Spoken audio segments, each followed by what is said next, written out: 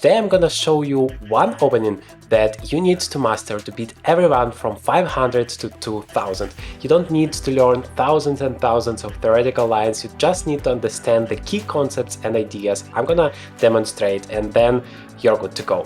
So, let's get started.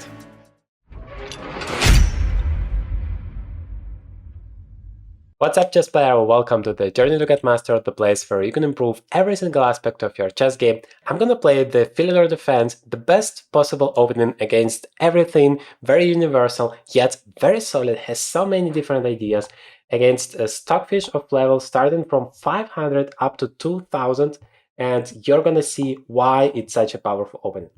So, let us get started. We have 500 here, we have, well, let's do some time control. 10 minutes should be good to go. We have the standard and I have a black pieces in front of me. Let's go. Okay. Yeah, we are using the Chestnut board today because that is the sponsor of this video, and that is a very powerful board because I can not only play my games, by the way, I'm making the move d6, that is the starting move of the Philidor Defense, or the Old Indian if your opponent plays d4. So I'm using this board, but not only that, I can also save all of my games so that I can analyze it further, so that I can improve my knowledge. So that is a very convenient function comparing to just a normal board when you need to manually save all of your games. I don't know, pick up your computer and go there, make all of the notations. Here you don't have all of that headache, you just play a game like you're normally playing against a human being. Okay, so the Philidor Defense. It starts with a move d6. Now we are transposing into it because it normally starts when white plays the move e4. Now our idea is to play knight f6 and immediately attack in the center. Knight b to d2. Let me remove the sound because it's not that important for us here, and it's a little bit interacting with my voice, so I don't want you to be confused. So knight d2, yeah, you see it's 500. No, it's actually 600. Okay, never mind. I mean, that's okay for our purposes. The main line is knight c3, and I always recommend you make the most active move, but well, our opponent is not that advanced, but nevertheless, we are playing the move e5 and we are fighting for the center. I still see all of the moves the computer wants to make thanks to this nice indication there, knight e2. You see that he's blocking his knight. That is not what you want to do. You want to develop all of your pieces in the opening. You want to do it as fast as possible, and you want to find the most active squares for your pieces as possible. d2 and e2 are not the most active squares. So I'm just continuing my development here, and that is the beauty of the Philidor Defense. You don't care what your opponent is doing. Much like in the London system, which all of you know, here you have this very solid position with d6, knight f6, e5, bishop goes to e7, then I make the castles. Of course, at some point it's important to defend that central pawn on e5. For example, if he would have played knight to f3, I would play knight to d7 just to protect it, because that is a central, very key point. Very key pawn, and then I want to launch my attack, my counterplay on the queen side here. So I'm playing the move c6. Very important, especially when the knight goes to c3, like pretty much everybody plays. As white, the knight wants to go to d5, maybe to b5 with the move c6. You shut down this entire possibility. It's never possible again.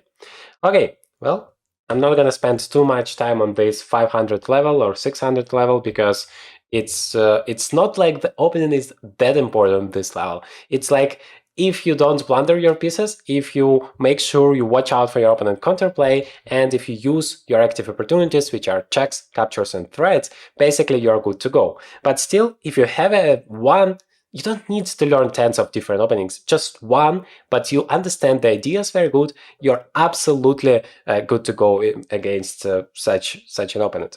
Okay, I'm not sure what he's doing, but I want just to finish my development. That a5 move is incredibly useful in the Philidor Defense in pretty much all of the variations, because, for example, if I want to take on d4, which is a typical idea to get more space, then I'm jumping to c5 with my knight, where it's gonna attack the pawn on e4, and I don't want that b pawn to go to b4 and attack my knight. So is it already at the time? I guess it is, because my opponent is doing something weird. He is not really developing his pieces.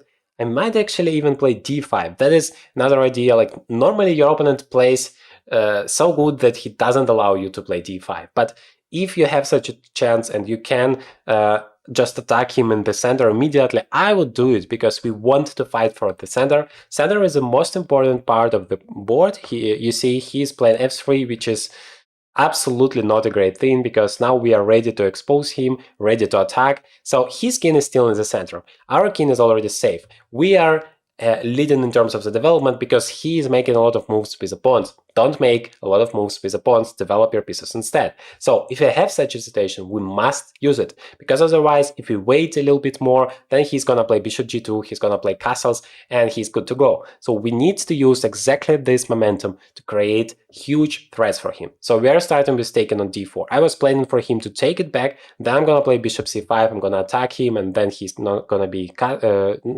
able to castle and so on. Instead, he decides to sacrifice a pawn and plays c3. Maybe it's not even that bad, because if I take, he takes it back, protects the e4 pawn. Yeah, that has some point in it. Okay. Yeah, I'm starting to think about something fancy like knight to e5. I don't know, threaten knight d3 checkmate in one move. But normally you don't need such complicated level of chess at such a level. All you need to do is just follow the golden principles, like developing all of your pieces, making sure that your king is safe. And once you do that, you're ready just to go on using all of your pieces, not just one, and create threats for your opponent, which are checks, captures, and threats. So all I want to do is open up the center. That is an ideal thing for you to do if your opponent is behind in terms of the development, if his king is not secure, you want to open up, because then it's easier for you to attack. So now I guess I'm ready for knight c5. I don't want to help him somehow finish his development with d, c, and knight x e3. Instead, I want to play knight c5, attack there, and if he takes on d4, I take on e4. That sounds like a plan. Otherwise, I'm threatening checkmate in 1, of course. So finally, he is taken on d4. Now, yeah, I guess I can take with that knight because it gives me additional opportunities. You always want to make the most active move because that gives me bishop h4 check opportunity. But remember, it's not like, wow, I see a check, I'm gonna do it immediately. No, first you think what your opponent is gonna answer. Never make your move without thinking what your opponent can respond, because after bishop h4, it turns out he can just go back, knight f2, and then I have lost my knight, basically, because remember, I have taken with the knight, he has taken it back, so I cannot allow that. Probably I still have some initiative here, but why would I need to sacrifice a piece when I don't need it? That is another golden tip for you. Never sacrifice your stuff if you are doing great and there is absolutely no necessity, if you are good to go otherwise as well. Okay, now it's time for bishop h4 check, because I want to attack my opponent's king. It's still in the center, it's opening up the e-file, and okay, he plays queen to g3, which is of course, yeah, making it much simpler for me. I guess I can just take it with the check, and then checkmate should be coming in a few moves. How can I make it possible? Let's just play c5. But still, it doesn't matter how many extra pieces you have, as long as you don't use it properly. So try to use all of your pieces, not just a few of them, but ideally like bring your rooks over here so that everybody is taking part. In this case, it's not that relevant because, well, just the queen and the knight and the pawn are enough to deliver a checkmate, but otherwise it might be very important. Okay, let me just take all of his pieces, and that should be all she wrote.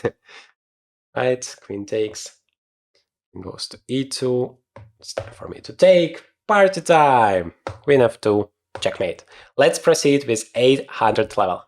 Okay, we are good to go. Let's make 800 this time. And I want to show you that you don't care what kind of a level your opponent has, you just do the same thing, and that is the beauty. Even if you are playing against a grandmaster, which I of course played this opening against quite a lot. I played this exact setup against Hikaru Nakamura, and then he couldn't get anything with it. That is just a fantastic opening. So our opponent still plays d4, let us play d6. And by the way, if you want to dive deeper into this beautiful opening and get a complete holistic opening repertoire both for white and black, there is still a launch sale for my course 10-day opening master, which is gonna allow you to achieve just that and much more. It goes such beyond that level of openings. I mean, you're gonna get so much out of this, and you're gonna become such a stronger chess player thanks to it. So just use the link in the description to take a look at yourself. There are free tutorials for you, so you can just even if you don't want to take a look at it, just make use of those free tutorials, because it's gonna help you, for example, to understand the Collie system, a very underrated but powerful opening for white that I sincerely recommend you play completely for free. So just use the link in the description and take a look yourself. Okay, so I'm playing knight b2 d7 here because I want to play e5, and that is completely different setup that our opponent is playing. He's not playing e4, yet we can do completely the same here. You see, we just need to make sure that nobody can take our pawn on e5, so before making this move, we need to have at least as many defenders as our opponent has attackers. Bishop e5. Now, that is a move so many lower rated players exactly at this 800 level, making so much, and that is completely useless, because remember what I said in the previous game, that c6 is an incredibly useful move for us. It's guarding those d5, b5 squares, as well as helps us to go forward. As you remember, in the last game we played d5 and crushed our opponent in the center. Well, guess what? This bishop b5 move just helps us. We are now winning tempo, and he has to go back. So that is a very bad strategy, and therefore we are not afraid of it. Well, now I see no reason not to get forward and just use the fact that our opponent is playing that passively. By the way, queen d2 is a horrible mistake. Never develop your queen too early without a very good reason for that. And we have an opportunity to take advantage of this entire center, so why not? That is an ideal pawn structure. Like, if you can achieve that in the Philidor defense or in the Old Indian defense, which is d4, d6, essentially the same thing, just the same thing for you as black. You just play d6, knight f6, knight d7, d5, and so on. And if you can achieve that, that is just a dream case scenario. So let me show you how we use it. Well, we are not doing anything special. That's the beauty of it. We are just developing our pieces. Well, you might be annoyed by this knight on g5 and wants just to get rid of it. I guess there's a completely possible thing to do, just so that we don't need to stare at it. Okay, he plays knight f3, and here you already can see the 800 level in action. Let us just take it. But even if the knight would have gone to h3, that is a very passive piece. Even if it goes to f4, we can still play g5 and kick it away again. So our opponent just loses so much time. Okay, well, he's not taking our pieces, so we are gonna take his pieces. Yeah, rook f1 is just too horrible, but we take advantage of the second queen that is provided with the chestnut Evo. Let us promote the queen. Yeah, you can see that moves are making automatically and working perfectly. I enjoy it so much because, well, sometimes with such boards you have a lot of problems that the moves are not working that properly, and that is very annoying. But this time, absolutely no problems. So once again, we have a lot of extra pieces.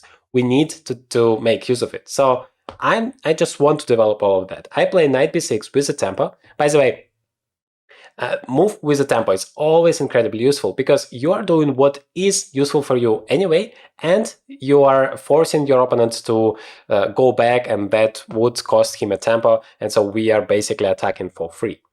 Now let's proceed developing a new piece.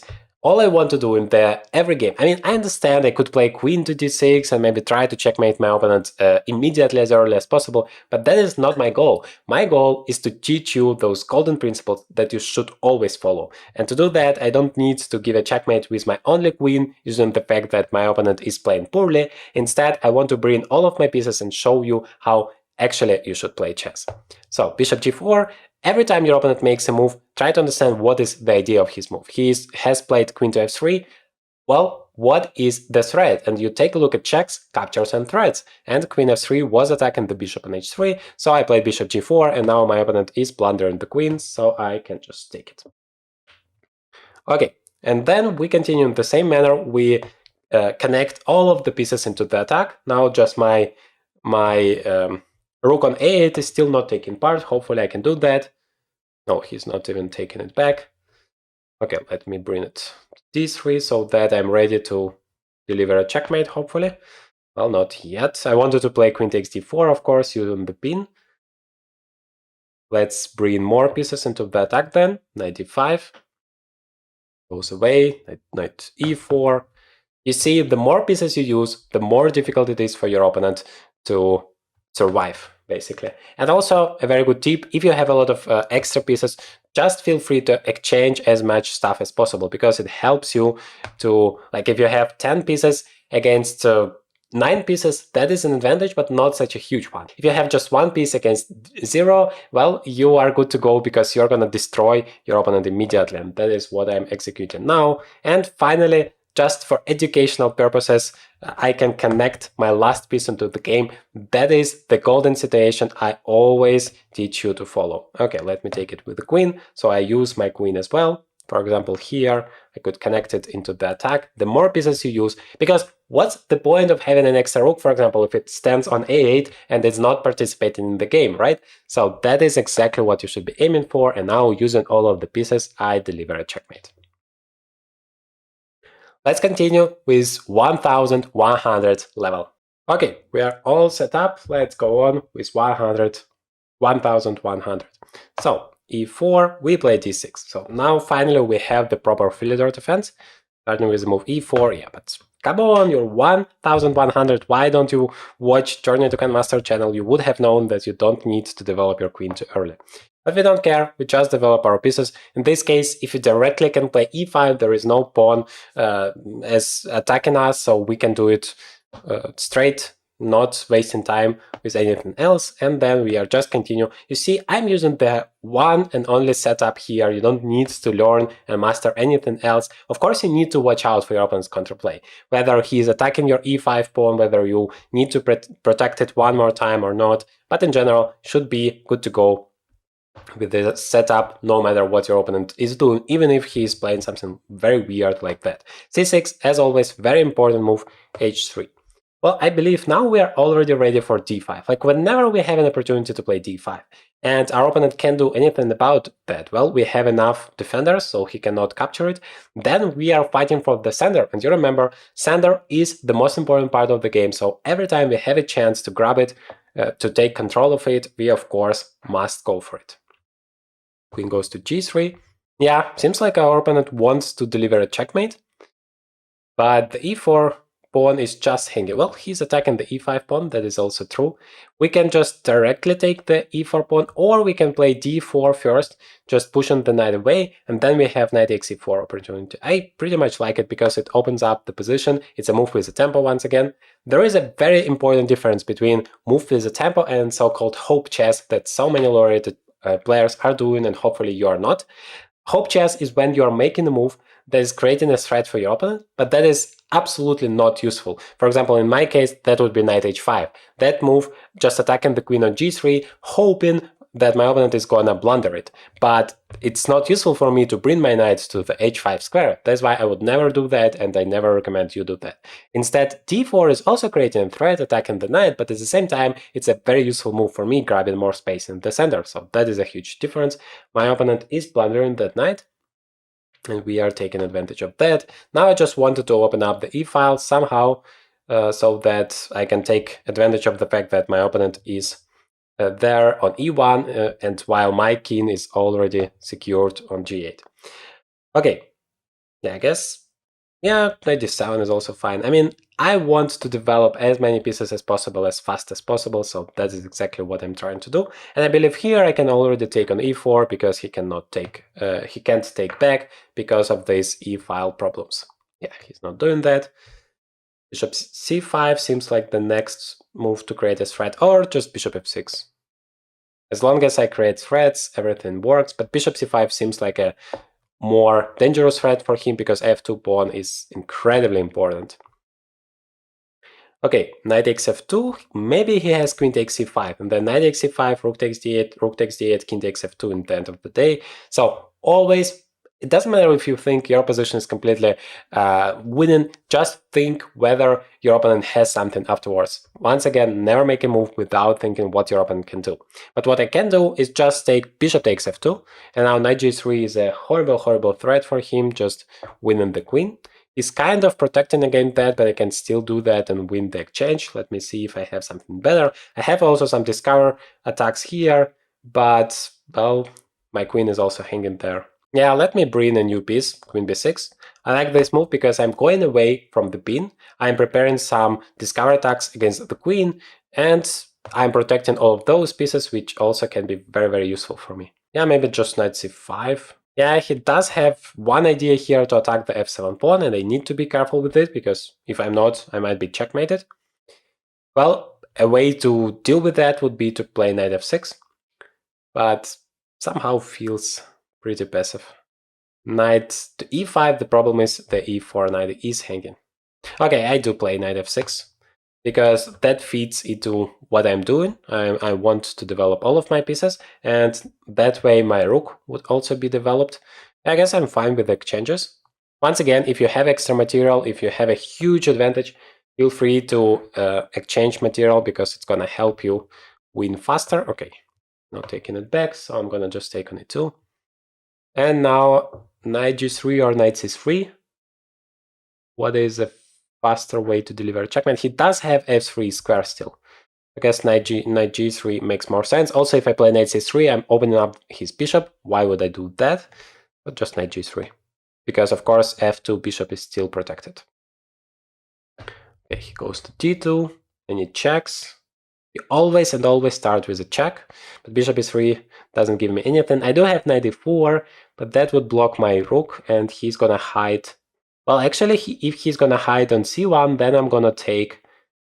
I'm gonna play knight e2 and win his queen. So I like it. Let me go forward, connect once again another piece into the attack. Okay, now it's time to take bishop c4, whatever that means.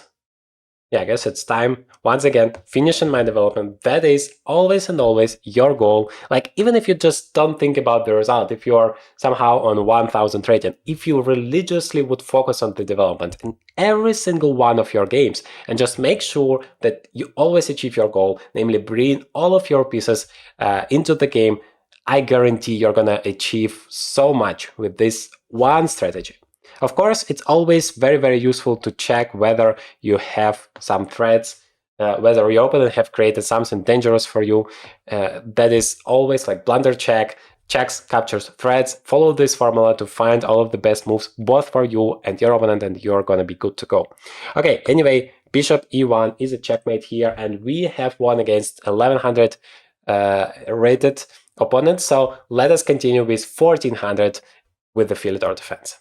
1400, let's go. Yeah, this time our opponent plays d4. So that is different like type of openings, but actually we still play d6. We don't really care whether our opponent plays e4 or d4. We are playing d6, then we are playing knight to f6, then if he plays e4, then we are back to square one, the Philidor defense. Okay, he does. Well, most of the players below 2000 are playing e4 anyway, and this time we are gonna probably have the Philidor endgame, and so many players are afraid of this endgame, and I don't understand why.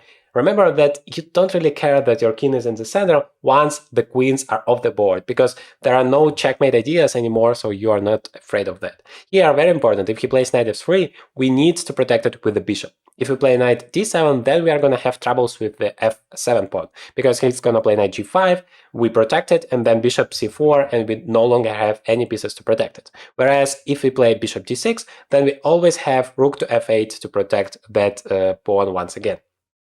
But first, we can also do it with the queen.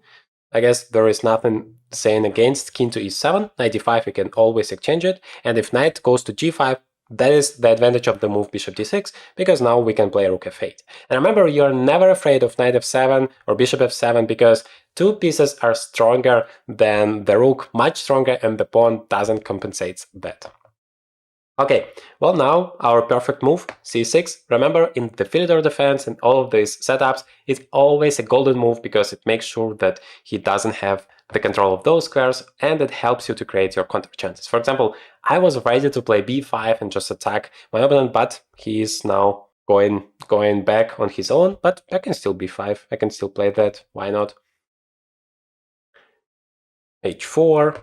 Okay, I guess I'm ready to win the pawn, because right now he's protecting the e4 pawn twice, but I can play h6, he goes away with one knight, then I play b4, he goes away with the second knight, and then I'm taking the pawn on e4.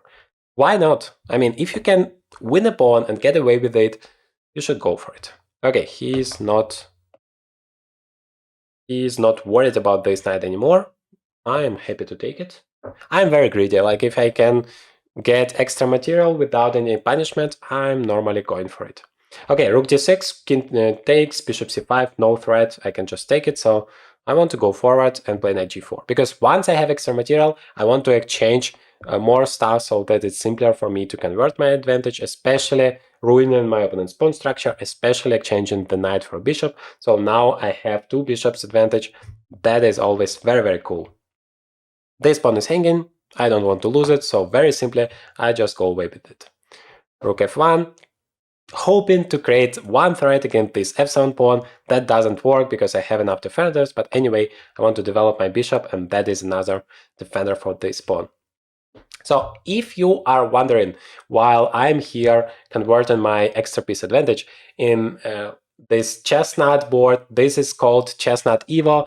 That is a brand new, well, kind of future stuff from Chestnut Company, that you have this screen that's basically not a chessboard, but a chess computer. And that gives you a lot of those features. You can use it to play on chess.com or Lichess with real time. You have everything you need. You don't need even to connect it to a chess computer. You can just use the board itself. And I have made a dedicated video review about this board when I talk about all of the features it has. And of course, you can use the promo code in the description if you want to get this one or other Chestnut products, and you're gonna get a huge discount. So if you are interested, definitely take advantage of this opportunity. Now, what we have on the board, our opponent is moving the pieces back and forth.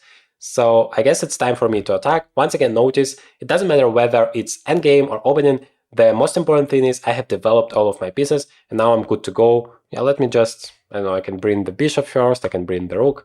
Everything is fantastic here, because the rook on the second rank is always very, very powerful. Just make sure not to blunder it, but as long as that's the case, you're good to go. I basically can sacrifice there, or do I have anything else? Yeah, let me bring the knight. Why not? Okay, h1, he doesn't care. Because I wanted maybe to sacrifice here. Bishop takes b3, I'm winning at least 2 pawns, and I'm opening up the king. And then I have rook b2. Yeah, that seems like winning on the spot. Let's see if he takes. Yeah, he takes it. So my idea is that now I'm taking on b3 with the check. The king goes away, and then I play rook b2, and he has absolutely no way to defend his bishop, so that wasn't basically a sacrifice even. Although, one thing very important, if I take it immediately, then he has king to c2, and my knight and rook are hanging, and I don't see a way to save both of them. So I shouldn't be in a hurry. So once again, before, even if the move seems to be so tempting, like you're winning a knight, you're giving a check, what can be better than that? But once again, always think what your opponent can do. And only if you're okay with that, then make your move. Well, I can start with bishop c5. That's bringing the bishop into the attack. And I'm ready to bring the rook as well with the check. He goes knight c3, losing the nerve, basically. And I guess I can just take it. I don't see any reason not to. Alternative was rook d8, but it doesn't really matter. How do I deliver a checkmate? Let me take on s3, because once again I want to bring all of my pieces into the attack. I can even play rook h8 and bring my rook there. Yeah, let's do that. Just for illustrative purposes, to show you that you must always use all of your pieces. Yeah, unfortunately he doesn't give me a chance to do that. That is a bit unfortunate. Okay, then let's trade, because, well, exchanging the stuff when you have extra material is also great. This pawn is the only like dangerous stuff that my opponent has, so I want just to eliminate it. Once again, there must have been a faster way to deliver a checkmate, but it doesn't matter whether you give a checkmate in 2 or in 10 moves, as long as you don't leave any chances to your opponent. That is what I am trying to demonstrate. So I don't want his king to go away. That's why I'm playing bishop e3, stopping him. Now I have rook f2 just to immediately get that bishop away, or yeah, or maybe just c2 and promote the queen. No, I want to play rook f2 first, so that his king is not going away, and then I can play c2, because now that's going to be just a checkmate. Let's see, promote the queen, bishop d1, and finally checkmate. Okay, let's continue with 1700 and the Philidor defense. Okay, 1700 is basically quite a high level, so hopefully he's gonna pose some problems against us. Okay, he's playing d3, which is not one of the main moves, but we still need to do something about it. Let's say we don't care, absolutely we don't care about what our opponent is doing, we still play the Philidor defense, so we play d3, d6, sorry, no matter what. Basically, our opponent is also playing the Philidor defense. We are repeating each other's strategy. Maybe he's like learning, playing against me. He sees that I always play this, and so he wants to do the same thing. I have no idea, but that feels funny. Okay, so far so good. A4, bishop e7. You see, we use all the same setup, no matter what our opponent is doing. That is so powerful. That is absolutely golden for you if you don't want to learn tons of theory, but you want a very solid, very good opponent that you can play against everybody. Okay, bishop d7, sorry, bishop d2. He's playing kind of passively, and I'm doing my stuff. I want to protect the pawn, and then I'm already ready for d5. Yeah, I see no reason not to play it. I will always want to grab the center if I have a chance to do that. But he's 1700, so he is not really blundering anything. He is playing some solid chess, just a little bit too passive as for my taste. a5. Yeah, maybe I should have played a5, just stopping that idea. I also have bishop b4, just attacking that pawn. The knight goes away, then e4 is hanging. Yeah, I like it. And also I'm opening up the rook. So you see, I have made sure that my king is secure, and then I'm ready to create some threats for my opponent, but only in this order. First, make sure that your king is safe. It's like when you go to work and you want to do some big business, you want to make sure that everything is fine at home with your family, so you don't need to worry about it. That is exactly how it works in chess with the queen. You want to make sure everything is solid, is fine with it, and then you're ready to launch some attack, create some threats for your opponent. Okay, I don't see any reason not to play e4 and grab the full control of the center. The knight has to go away. Well, it could have played knight to e5, but then I can even exchange it, and then I have two connected pawns there without any opponents. Yeah, this time I can just take the pawn on a5 for free. Or maybe not, knight e4. Yeah, just as I thought about it. So that is another example why you should never, ever make a move without thinking what your opponent can do. He actually can take on a4, and now the point is, if I take it back, my bishop on a5 is hanging. It's not a big deal. I have won a pawn, I have lost one, so basically we exchanged, but I didn't want to lose that central pawn. Although I have bishop b6 now attacking the d4 pawn, that knight is still hanging, he's playing knight d6. Now I guess I can take another one. I'm just rechecking the variation this time, not to blunder anything, but I don't see any discover attacks that are very dangerous for me, so I'm taking it. That is a central pawn. I can even grab a second one. I mean, he can play rook b1 and then a b7, but that doesn't work. This knight is going to be trapped there. I'm gonna take it. Like I said, I'm pretty greedy. If I have a chance, grab, I'm gonna grab. And now just bishop e5. Can of course exchange the knight for a bishop, but I'm okay with that. Now, queen to c7 is actually winning the knight, as far as I see, because you see that guy on h2, I could grab it with a check, and I'm gonna do that. I mean, he has g3 in the end of the day, but I'm gonna get a lot of pawns for it. And yeah, I'm not sure where the queen should go, because queen e5 seems to be like the most active move, but then bishop c3 attacking again, bishop f4, sorry, queen f4. Once again, he can attack, so I guess I could just go back here instead. Well, my rook is also hanging, he can take it. Yeah, 4 is a very bad move, because I can just grab it. You should have played g3, but then I would just have taken it. Bishop takes f8 is also not a problem, just knight takes, and then I'm ready to continue my development. Doesn't want to take that, so I'm gonna save my rook in this case. Queen f3. Yeah, I like that he's pretty active suddenly. He's creating some threats, he's going forward with his pieces, but as long as I save everything, I have a lot of extra material. I just need to once again improve it and develop it so that I can take full advantage of it. Okay, bishop c3.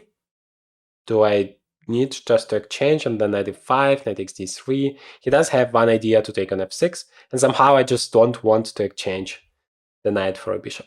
So for educational purposes, let me just continue the game without this exchange, because I always recommend you never exchange the bishop for a knight without a very, very good reason. Okay. Bishop d7, yeah, bishop takes, knight takes d5, then suddenly f7 is hanging. How he's creating some threats? Okay, maybe I just play rook e6 instead to protect everything. Be as solid as possible. Yeah, he actually wants to exchange, which is absolutely fine for me, so let me go for it. Rook takes, and now I guess I'm ready for a6 b5 to get more space on the win side. That f7 pawn is still hanging, so I need to be careful with it. Alternative is bishop goes away. Yeah, bishop doesn't go away, then I just take it. Doesn't matter. Do they blunder pieces like that on 1700 rated level? Feels to me pretty obvious that I was attacking the bishop. And that is, of course, the golden tip. Whenever your opponent is making a move, forget about all of your plans, whatever you had in mind, just forget about it for a second and think, why did he play that? What he wants to achieve. That is the golden rule. Okay, bishop c6. Now I see that my bishops are getting extremely powerful there. I'm ready to jump with my knight as well, knight e4. Okay, now knight g3 wins an exchange. Guess I should go for it. Why not? Yeah, he's taking it. Bishop takes. Queen g4. Yeah, maybe he's still gonna create one checkmate threat, so I have to be a little bit careful. I like the move rook to a4, so he can just play c3. But then I'm gonna stop bishop c3. Let me do that, because this rook is not really taking part in the game yet, and I always want to show you that you want to use all of your pieces, and that's very beneficial for you. So that is exactly what I'm doing here. Okay, rook e4. Seems like it's winning the bishop on b4. Okay, queen a1, then just take it. Rook takes, and then I'm gonna take the bishop. Rook d1. How to... Yeah, I'm gonna play d4, because now my bishop is also part of the game, and very important, it's never too late to lose the game. If I just somehow remove my queen and then go away, then it might be just a checkmate here. So let me just make some luft for my king. f1, now it's time to bring the queen. Right, and queen e2. c3, rook b1, takes, and queen g2, checkmate. Okay, let's check what happens if you play the Philidor defense against 2000 rated opponent. Okay, Stockfish, 2000 level, let's go. We play d6, we don't care what he does.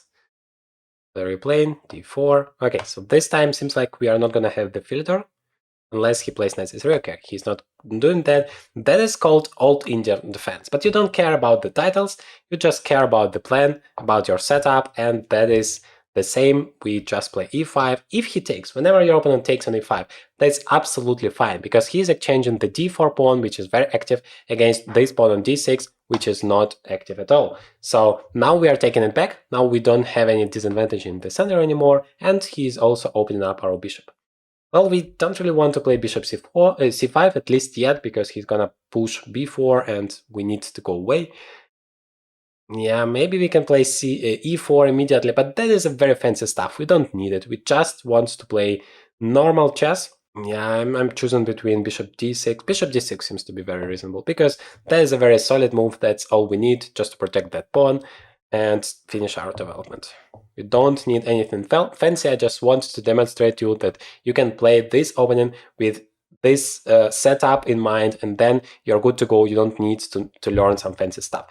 A good rule of thumb, before you play knight c5, you want to play a5 just to make sure that he's not gonna push you away with b4. Well, I could have still played it because I'm attacking the e4 pawn, but I'm doing it now. I guess the difference is not big.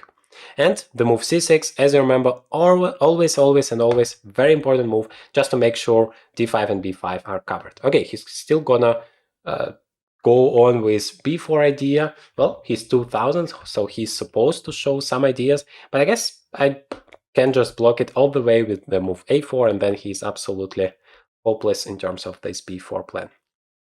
Okay, I also want to play h6 just to stop bishop g5. Okay, one. Yeah, I like that my opponent is still, at least is developing all of his pieces. Well, one maneuver you have with this knight on c5 is to go knight d6 and then knight d4.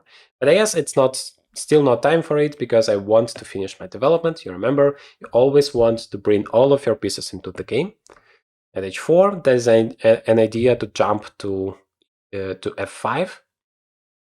Yeah, that's, by the way, good one. Maybe I should have played queen to c7. But anyway, whenever that knight comes to f5, you are okay with just exchanging it. So I don't care. I'm going to just continue my development instead. d1. Yeah, maybe I should have placed... Normally you place your queen on c7. In this case, I thought I have too much space, so I should use it somehow. But yeah, let me remaneuver it back. It is supposed to be there. Yeah, instead of going forward, he goes back. Because on e7, my queen is somehow against the rook, and you never want to put your queen against your opponent's rook. Your queen against your opponent's rook. Okay, so bishop e6. I'm just finishing my development and attacking that guy on c4. Can I take it? Yeah, he can take on c5. I take it back. He has knight a4. And then both of my bishops are hanging. Yeah, he has in mind some idea. And once again, that is a very good example of why you should think about your opponent's moves before you make your moves. I can just play knight f to d7, supporting my second knight. And then I'm still attacking that pawn. Although the knight on d7 is a little bit less active there. Not attacking the pawn on e4 anymore, for example. Okay, but what do I do? Yeah, I guess I'm gonna go for it. Because everything is incredibly solid and I'm still attacking his pawn. Okay, he's going for knight to a2. Probably now is the time for me to play knight b3, because it's getting the control of the d4 square.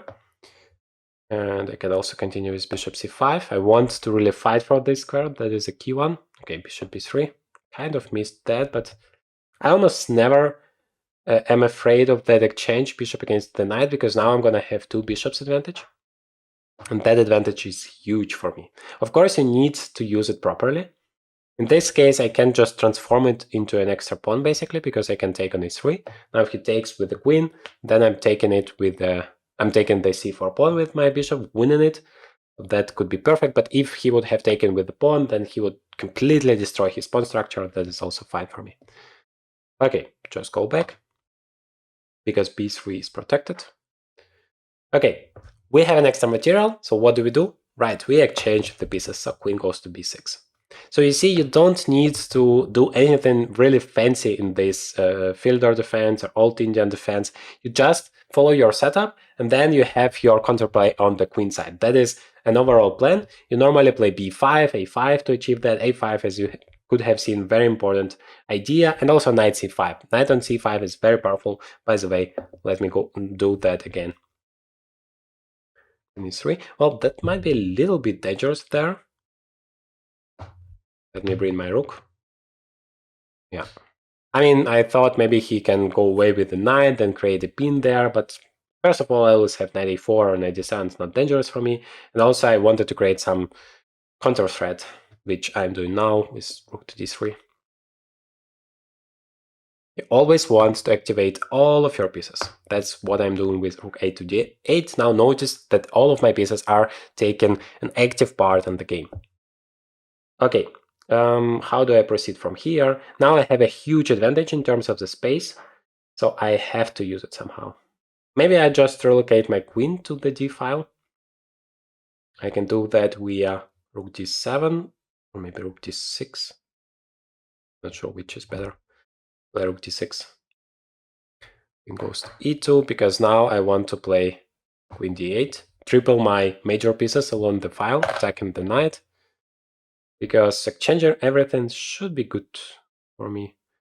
I'm also not in a hurry to do that. I can just play f6 now, just protecting that guy, because he has absolutely zero active ideas, and I'm taking advantage of that. Yeah, let me take the knight, remaneuvering my knight to a more active square, maybe to f4, because, well, I'm already about to attack the king. By rook d3. Queen a7. Yeah, that is a completely misplaced queen there, not taking part in the defense. I'm wondering if rook takes f3 wins already, because let's go. Because my idea is just to attack the h3 pawn afterwards. Knight to b1. I mean, you're a 2000 rated player. Why on earth would you do that? I don't know. I still want. Okay, he's at least attacking my bishop. Now I at least see one idea, because I guess he understands that he cannot take the rook because of that h3 problem. But I'm gonna still do it because that is a fancy checkmate I see here. Rook takes h3. Now if he goes king g1, I have queen d1 check and checkmate. If he does that, then I have queen takes king g2 checkmate. So here you have it, from 500 to 2000, one opening that you need to master, and you are good to go. I mean, that is amazing. I use it myself to play against very, very strong players, super grandmasters, and it works fantastically, so I sincerely recommend you try it. And make sure to use the link in the description if you want to take advantage of that free tutorial and take a look at what you're missing with the launch sale of the 10-day opening mastery course. That would just transform your chess forever. Take a look at the reviews. People are writing there. You're gonna be amazed. Now, in this video, I'm gonna make a deep review of this Chessnut Evo board. That's basically future of chess, my first impressions of it, and my user experience. Definitely take a look at it.